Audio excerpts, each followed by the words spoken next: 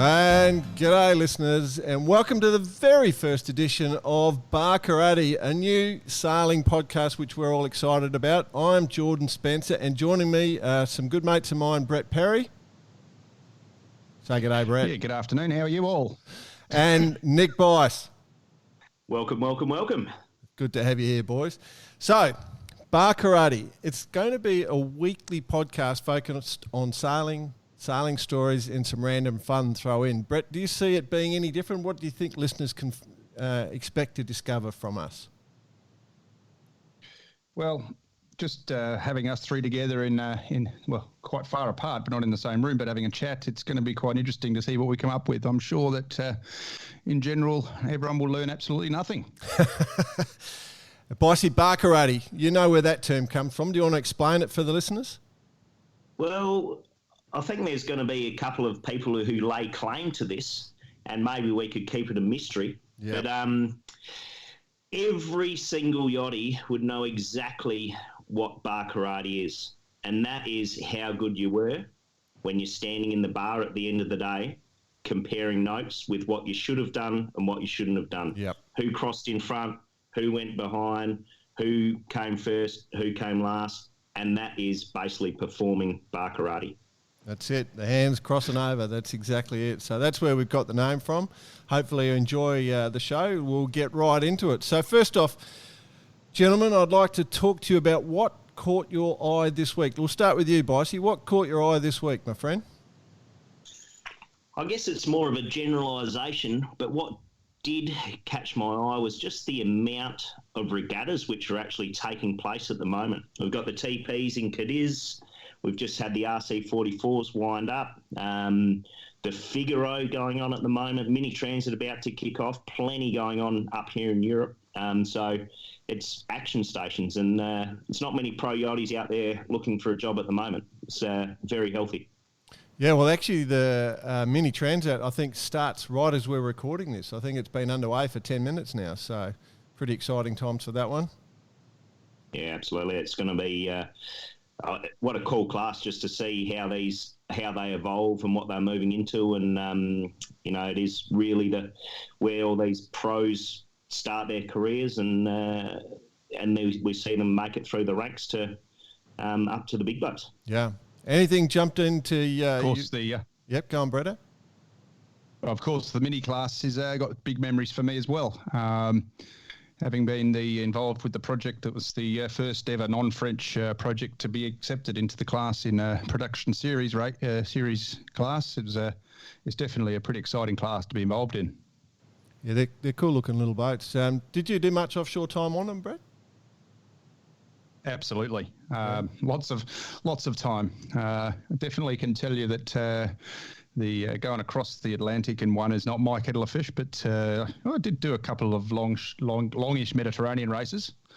One particular night, I thought I'd head on up to Barcelona and catch a Mistral just to prove my boat, my design, and nailed a pretty good trip home. Excellent. On my own. On your own, with my little hallucinogenic friend on the bow after 18 hours of no sleep. Did you take your guitar? No, but I can tell you the coffee didn't taste nice straight out of the pot when I was eating it. Oh dear. Is there anything unique about those boats? Something that people wouldn't know? Something about how you sail them? Yeah, look, I mean, the boats off the wind are just absolute weapons. I mean, you get them at 60 degrees, true wind angle, and they're gone. Upwind, they can be painful, but once you get them off the breeze, they are just phenomenal boats. And you're looking at the boats that are around now, and it's the foiling stuff has all come from that, those styles. But off the breeze, especially with the racing that they do, they generally try and keep them at sort of fairly open angles. They're just great fun. You can just, and with the autopilot technology, you can just go sailing, on your own and be out there in 25 plus knots and sending it. Yeah, they do look super cool. I haven't actually sailed one. The other class that is underway and starts again today with its third leg is the Figaro class. So that's a one design class, the new third generation Figaro boat. is underway. So that starts today. That's about 450-mile lap of the English Channel, I think, is what's getting under, is about to happen. So that's another cool one. And I do quite like the fact that it's a one design. We've had a bit of fun with that over the last few years, haven't we, Bossy? Certainly have, and being the third iteration of these boats and the involvement that they're taking with these foils. Think what you will about those particular foils, but it's pretty hard to. I'm not sure how many, that 40 odd boats on the start line, straight out of the box only a few months ago. Yeah. Midway through their little trip through the English Channel and what have you, I noticed they've had a few little manufacturing defaults that they need to have repaired. But in saying that, I mean, what an unbelievable fleet. What a great effort that they've done to get them all on the start line. And anyone who wants to be a top-notch sailor is involved in that class. It's pretty cool. So it's 4 stages for the Figaro, 4 stages, and it's I guess they add up all the time. So the boat with the lowest time on the water is the overall winner. So then the one that starts today is stage 3 of the overall racing for this event. And as you said, Bossy, it's a real proving ground to go up into the bigger boats, I guess. I guess not only from a sailing point of view, but also from a sponsorship point of view as well. Because these sponsors can come in at different levels. I mean, if you look at what the bookend is of, so call it the Figaro, and then at the top end you've got the old teams or Imoca class. Yeah. But the sponsors can come in at different levels as well, and they can kind of go up and down the ranks as they wish. So pretty cool proving ground, though. It's something that we will continue to watch. Well, speak of the old teams, it didn't happen this week, but it has been happening. We've got Thomas Coville, Sodebo. Did I pronounce that even close to right, Bossy? That's good for Australians. And being multilingual as I am, I like to call him Toma. Toma. So, but Thomas Coville, 20 years with Sodebo. The old team that they've just launched is absolute weapon. He must have just balls of steel to be able to send that boat at maximum capacity, which I'm guessing he'll probably do towards the end of the year and go for Jules Verne or around the world single-handed record to try and knock Francois Gabard off his perch at 42 days, what is I believe. 47 days now? No, 42. 42. Mate, yeah. 42. So 42. Oof. I mean, imagine that. You've got to have to give it a different name now. It can't be Jules Verne because he went around in 80 days. That's it. You're onto it. Have you had a look at the boat, Bretto? Are you into the old teams at all?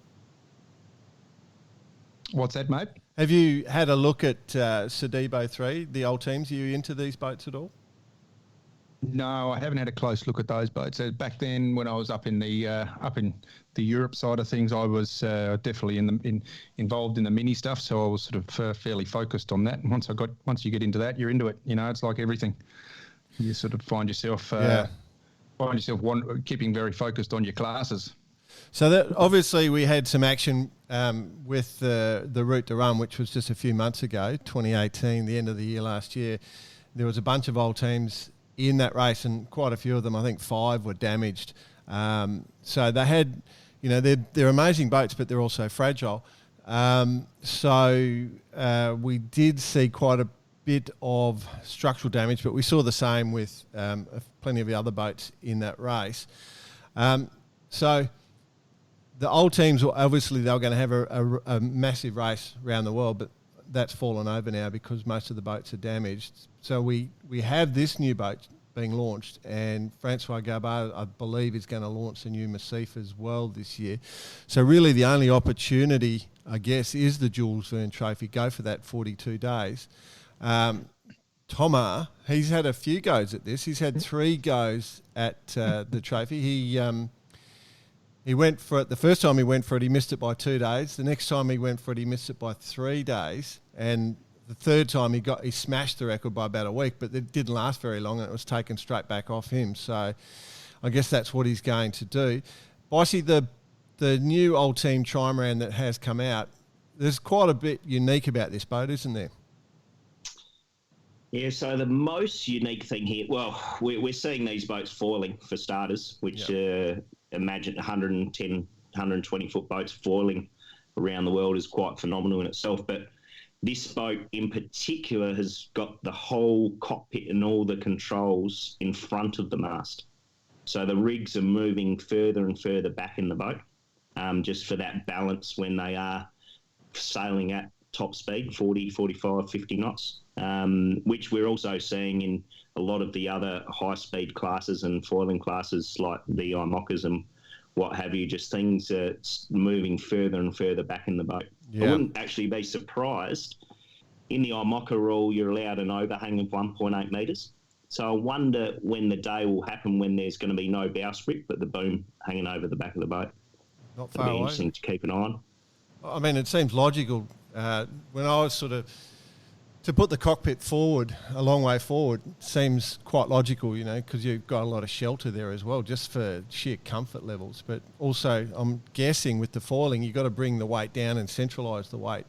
That was my thought when I saw the forward cockpit, but you're just saying it's really about moving that centre of effort further aft.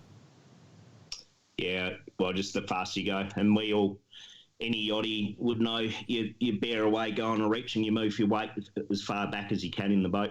Even you see these guys sailing TPs upwind these days, you can't, anything over 12 knots of breeze, you cannot get enough weight aft. So it's just a matter of doing that. And I don't know how they're set up with their rakes and what have you, but there's a lot to play with, not to mention just not the weight itself, but also the downforce that is produced by the sails as well. So it's quite extrapolated. All that weight is the more and more you get it aft, the faster and faster you'll go. So, Bretto, do you reckon you'd go around, like if you had the dollars, or you had the sponsorship dollars, would you jump onto one of those and go around the world by yourself? No.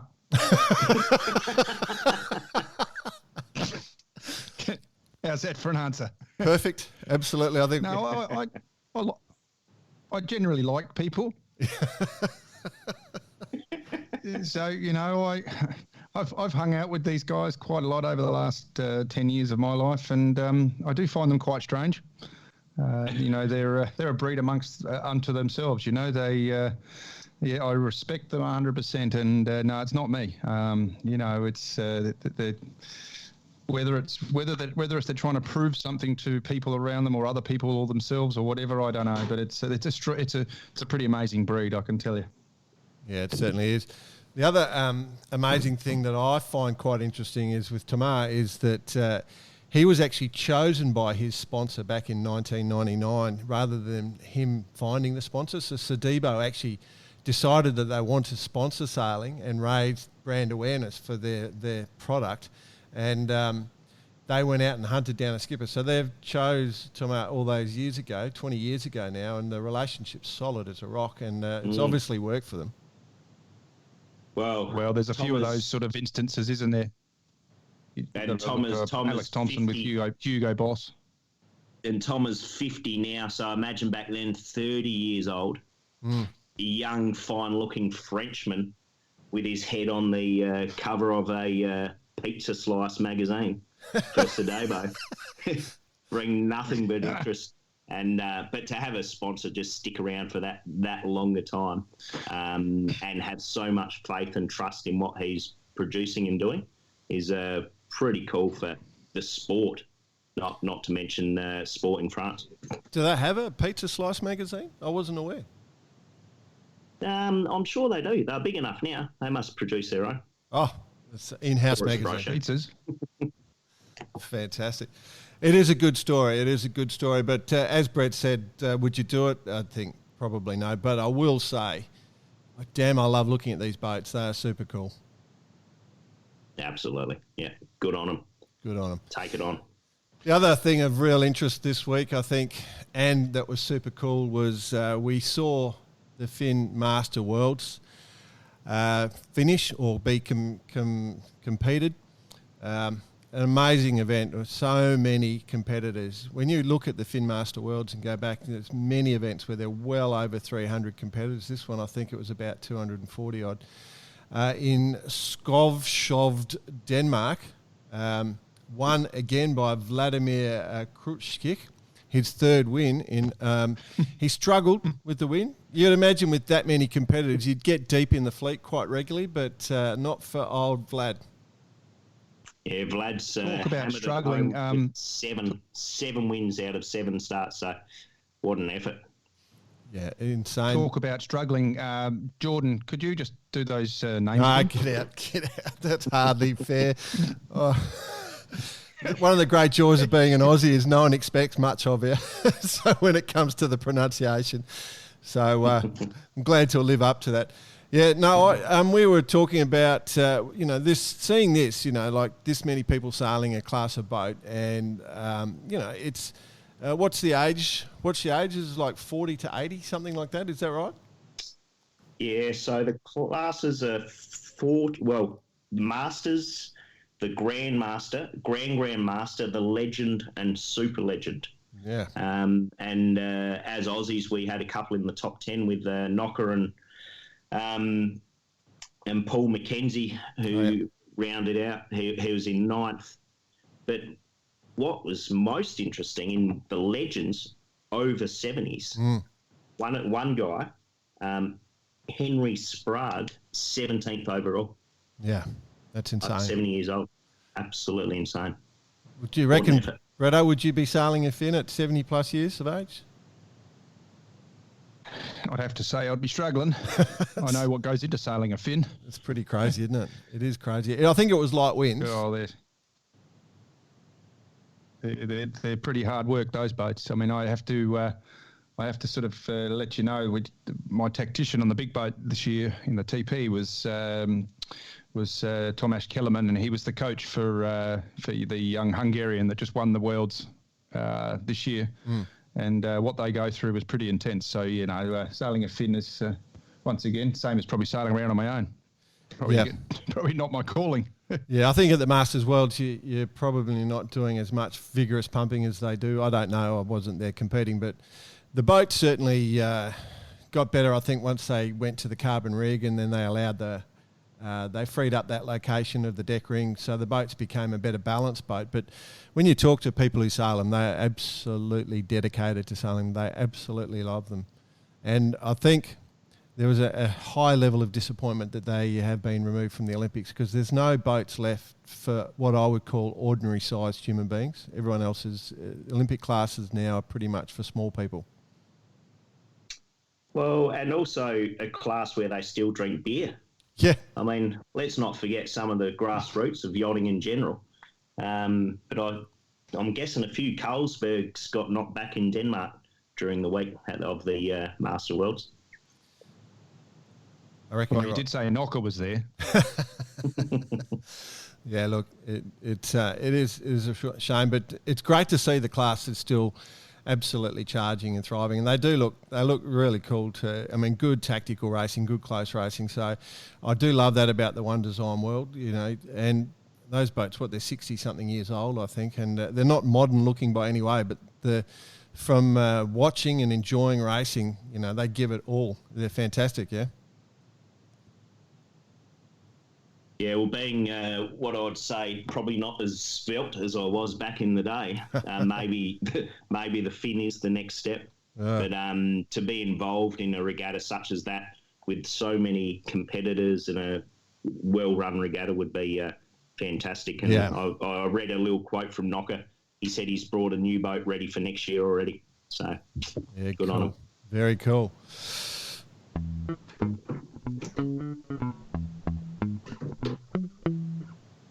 All right, so moving on, lads, let's talk about a bit of inside mail. We mentioned the fin being dropped from the Olympics. I've got a bit of inside mail on the old laser Olympic situation. Please, do tell. Do tell. Okay, so it's interesting. So I'll just give the background here of what's going on. I know a lot of people in the world know the process that we've gone through, but the World Sailing decided to reevaluate the single-hander class that was in the Olympics for the 24 Olympics. So they called, a decision was made in November 2017 to reevaluate the class. they called for a tender in May 2018, and they had single-hander trials in March this year. From that, the evaluation panel made a recommendation of which boat. They effectively suggested 2 boats. They recommended 80% said to go with the RS Aero, and then if you don't go with the RS Aero, then go with the laser, is basically what the conclusion was.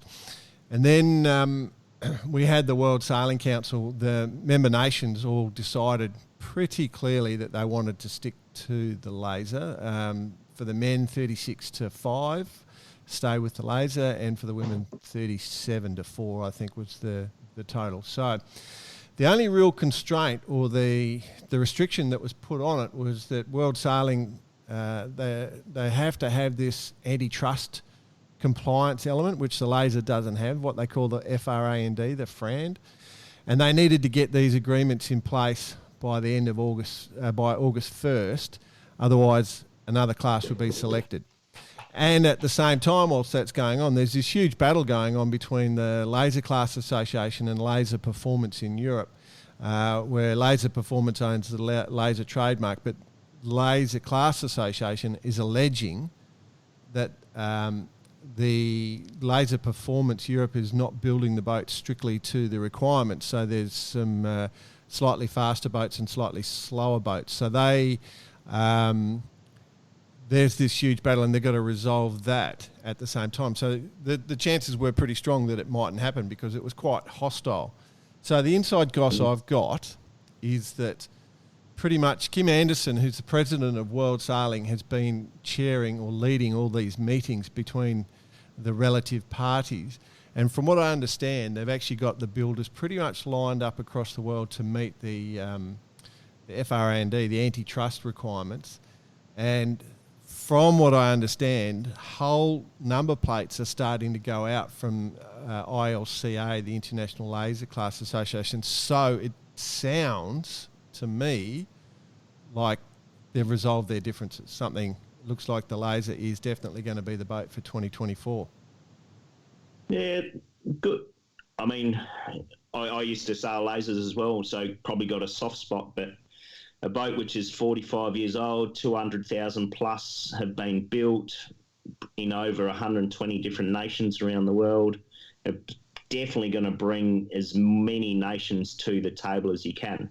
You wonder with the introduction of a new boat being how good the RS may or may not be, whether that allows those nations to compete also. So, let's stand by and see what's going to happen. So, Bretto, you would... I mean, how do you view with the member nations? I guess you can understand the fact that they've got all this money invested in lasers and coaches, and they've been training up people to sail these boats.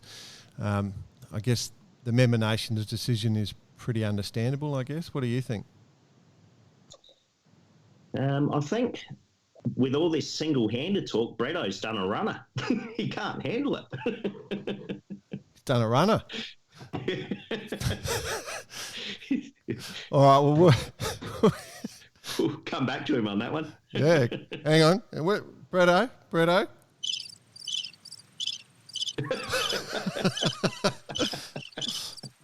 I guess we can't be too professional on our first podcast.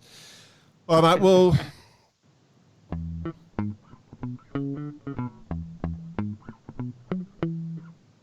let's chat about navigation. What do you reckon, mate? We had an interesting story during the week where Dee Caffari has talked about her experience going overboard during a race in the middle of the night, 30 knots.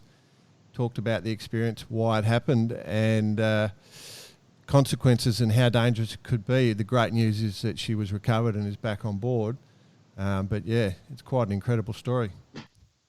I mean, pretty harrowing story for anyone who's involved in yachting to hear of someone going over the side. And and Dee, she's very good at penning some fine words and taking the opportunity to actually bring awareness to the rest of the community is a very good thing. But by the sounds of it, in the race from San Fran down to San Diego, 30 knots downwind, spinnaker up, the boat bit rock and rolly, rolled into windward, so she leant behind her with her feet in the cockpit to brace herself against a stanchion. Boat went into a broach and she literally just slipped straight off the coaming where she was into the tide below, above the lifelines and below the boom, and miraculously managed to keep hold of the spinnaker sheet. So whilst the rest of the crew doused the spinnaker, she was able to make it back to the boat and get dragged on. I'm sure what she was became almost as she was dragged on, probably a little bit embarrassed, but super relieved. All the safety equipment worked, but in her own admission, it was her mistake. She wasn't clipped on, and if any lesson can be learned, you just can't be complacent at all. Downwind, upwind, nighttime, 30 knots, it even makes it a bit worse. So glad she's okay. Glad she's spoken out and she's bringing it more and more to the attention to everyone, and hopefully lessons can be learnt. Yeah, no, I think the key word there is complacency. Whether Dee would say that or not, I don't know. But to be not clipped on, I think we all know. Boats deliver situations where you always get the unexpected on a boat, and that situation is what I guess happened. So, I hate to say it, Nick, but you've got direct experience of man overboard situation that didn't work out. No, absolutely. And the common theme in both of those is two gentlemen who weren't clipped on. So that's a lesson in itself. And I mean, have been and always will be now a big advocate of safety at sea. And yeah, I can definitely say I have been guilty of not clipping on, but there's no excuse now. I mean, all the equipment is so good, it's comfortable to wear. That is definitely not an excuse, and it should not be an excuse going forward either. Yeah, well, exactly right. So it's good that Dee has spoken out. I was looking at some data on this. So the water she hit, where she went into, it was 13 degrees Celsius. So I found a report called Survival in Cold Water, prepared for Transport Canada by Dr. C.J. Brooks in August 2001. And Dr. Brooks suggests that you've got 2 to 3 hours of survival time in that water temperature. Obviously, it drops quite significantly as it just drops a few degrees. Your body loses heat 32 times quicker in the water than it does in air. 2 to 3 hours, you wouldn't get any rescue vessels or aircraft into the region. You'd be very unlikely to have them there that quick. And in the dark, it can be difficult to find someone. So it was the best possible situation that she held on to that spinnaker line. Yeah, absolutely. And in those situations, if she didn't manage to hold on, the safety equipment these days has AIS units in it, and your next line of survival, if it's not the boat that you've just come off, is the rest of your competitors around. Yeah. And everyone's aware of that, and it's always mentioned in all the briefings before any sort of offshore, and it should be mentioned on the boats as well. And you can guarantee if someone is in trouble, that the fleet that you're sailing against you're going to be your biggest survival techniques that will come from them. I guess the other thing I'd like to say, say we've got young listeners who are going offshore for the first time. Just whatever you do, the first thing you do when you get on a new boat is you go and find where the safety gear is and ask how it works. Would you agree with that, mate? Yeah, absolutely. And it should be every boat captain's responsibility to actually, before they even ask, to actually go through that. And it's every sailor's responsibility to make sure that everyone on board is as safe as they can be. Yeah, good words.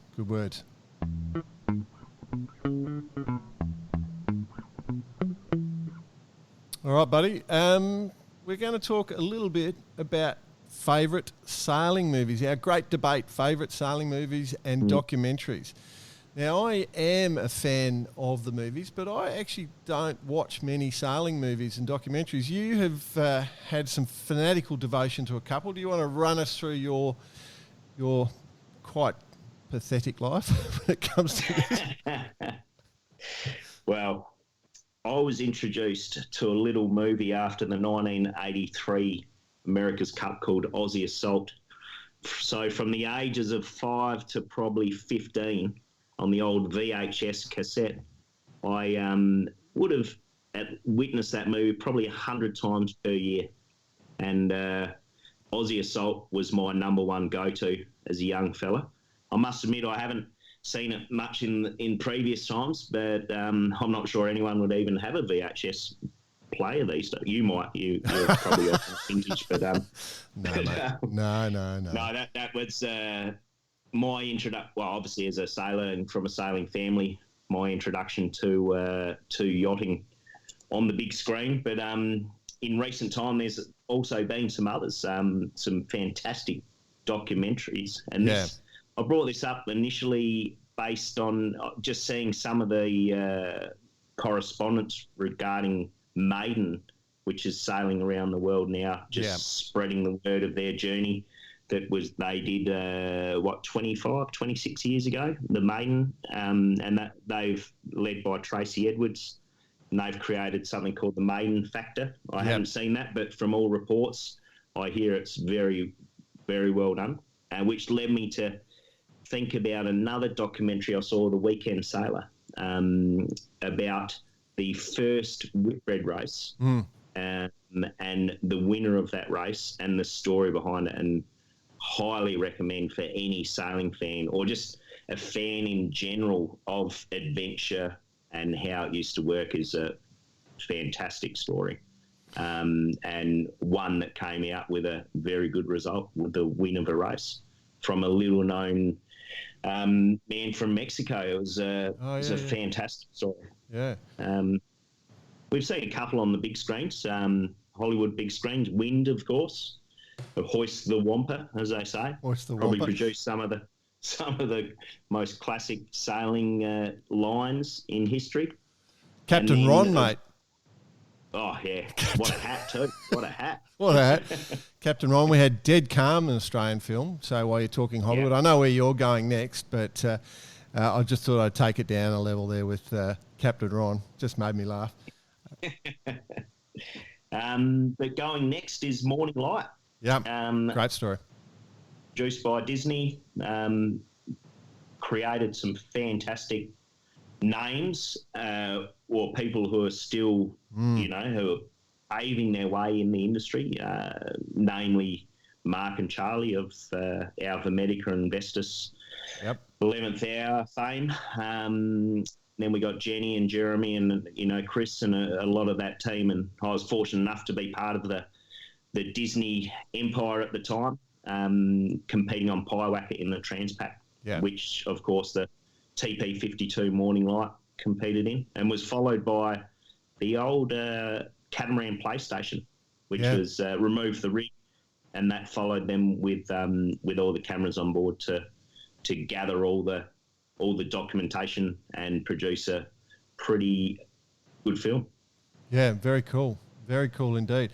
I was just going to say that if people are running out to have it, try and find some of these, then just don't confuse Maiden Factor with Maiden Trip, which is a documentary about Laura Decker, she was a 14-year-old Dutch girl, I think, who tried to be the youngest to ever sail around the world. So there's that documentary as well out there. So they're two separate ones. I go back a little bit in time. For me, I remember some of the older ones. Unusual. Yeah, shut up. I'm not that old. I remember when Hans Heyerdahl, who did recreated the old Kontiki trip, and then the one that really was a big one for me was The Dove, which was like a 1974 film. But I read the book as a young lad. The story, it's a true story. Robin Graham, I remember he got a little 23-footer or something, and he left Hawaii and set out to be the youngest person to sail around the world. And to me, at the time, like I was probably 14 or something when I was reading it, it was really, really interesting book, and I read it multiple times, and obviously had the thoughts about wondering if I could become the youngest person to ever sail around the world. My dad pretty much knocked that straight out of my head instantly as soon as I raised the topic. But yeah, that was a good one. And in fact, if you do go can find the book, it's worth a read. It's a cracker. Yeah, absolutely. I mean, there's actually quite a list here. Now I'm thinking about it even more. So maybe it's something we can touch on a bit later also. Yeah, there was that. I'm not big on these things because, we've had a few movies out recently like that Redford one, All Is Lost, and then we had, I think, Adrift. I know Adrift was on the plane. We were on a plane together not too long ago, and Adrift was on, and I thought about watching it, and I was just going, I don't think I can. I find sailing movies quite frustrating when they're sort of the way sailing's portrayed in Hollywood. So I think that sort of sways me. Although they could contact Boatyard Consulting, any movie companies out there, because the Boatyard Consulting team could be great advisors to get credibility on making. Yeah, I could see us in Hollywood advising on yachting films. Would fit right in. Fit right in. Oh, dear. All right. I think we're going down a deep track. We might move on.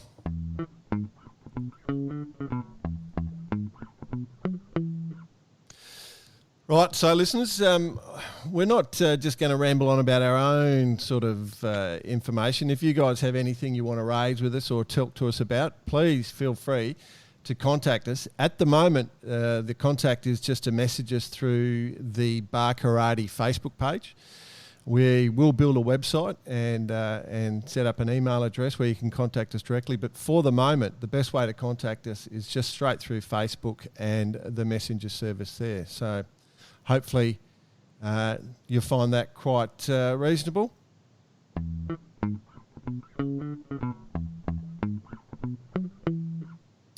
Random sailing facts. You got any? Well, I've got what I'd like to talk about probably on another podcast is sailing terminology and how it's, maritime terminology, let's say, from yesteryear and how we use that today. I mean, there's many terms. There's many. Now, I remember being quizzed by my boss when I was doing my shipwright apprenticeship as to the names of different things and how they evolved, the forecastle, the poop deck and what have you. But also there's a lot of different terms that that maritime industry has created, bitter end, the footloose and fancy free, freeze the balls off a brass monkey. It's all from maritime days. Mind your P's and Q's. Posh is another one. Pipe down. I've been known to mention that to you a couple of times. but I mean, it creates. It'd be interesting to see what the Maritime Dictionary does say on a lot of these things, and actually, that's something we can spend a bit more time on down the track. Wow. And try and come up with our most random terminology. Yeah, I love it, mate.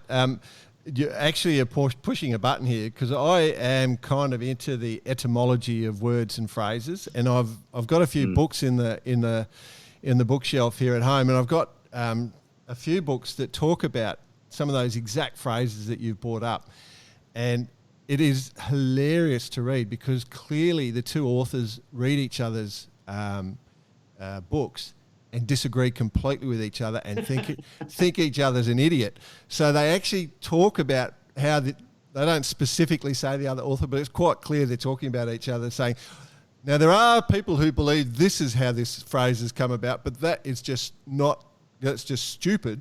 This is, so it is actually quite fun. You know what we could do?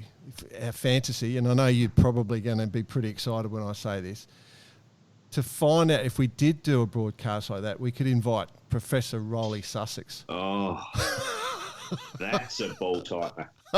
Imagine bringing him to the... Sounds like a trip up to the Sunshine Coast to get him on board. But, yeah, he could...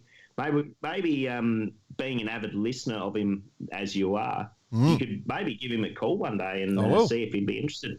I actually will. I think we will. He's for those who don't know who Rolly Sussex is, he's a professor of language at a university in Queensland in Australia, and he actually does a radio program where people call in and ask questions, and they release it as a podcast. I think it's called A Quiet Word. Is that right? Do you remember, boss? A word in your ear. A word in your ear. That's it. A word in your ear.